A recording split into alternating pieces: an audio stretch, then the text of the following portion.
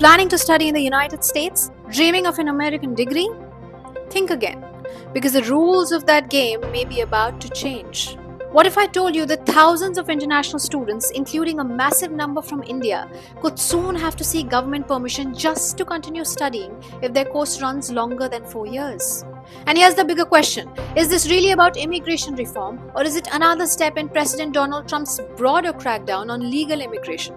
Let's break that down. So what exactly has changed? The White House has now cleared a new Department of Homeland Security regulation that could fundamentally change how international students stay in the United States. Until now, students on F1 visas enter the US under something called duration of status. Sounds technical, but here's what it actually meant. As long as you remained a full-time student, followed all immigration rules, and your university considered you to be in good standing, you could legally remain in the United States until your studies were complete. There wasn't a fixed expiry date forcing you to leave midway through your degree. Simple, predictable, and that's the system international students have relied on for decades. So what's different now?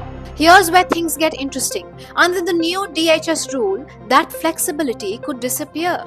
Instead of duration of status, most international students would now receive a fixed period of admission up to 4 years. Now you might ask, isn't 4 years enough? Not necessarily. Think about PhD programs, medical education, research degrees, combined master's and doctoral programs. Many of these routines take 5, 6 or even 7 years to complete. And once those 4 years are over, students would have to apply to United States Citizenship and Immigration Services or the USCIS for an extension of stay, which means more paperwork, more government scrutiny, additional fees, potential delays, and uncertainty over whether you'll actually be allowed to remain and finish the degree you've already invested years and often lakhs of rupees into. This is where the story becomes especially important for India. India today sends one of the largest groups of international students to American universities. Thousands of Indian students pursue engineering, computer science, medicine, artificial intelligence, business, and doctoral research in the United States every year. Many of these programs extend beyond 4 years. So if this rule takes effect, Indian students could be among those most affected. Instead of focusing solely on academics and research, many may now have to navigate an additional immigration process while still enrolled. And immigration applications don't always move quickly. Even routine filings can take months. That uncertainty alone can become a major source of stress. But that's not the only change. The proposed regulation goes even further. Let's look at some of the other changes. The grace period after completing studies could be reduced from 60 days to just 30 days. So students would have half the time to prepare for departure, transition to another visa, or make future plans. Extension applications could also require biometric information. Language training students would face stricter limits on how long they can remain. And certain academic transitions could become much more restrictive. Changing programs, switching to another course, moving between different educational levels, those options may no longer be as straightforward as they are today. Now here comes the political question. Why is the Trump administration doing this? Why introduce this rule?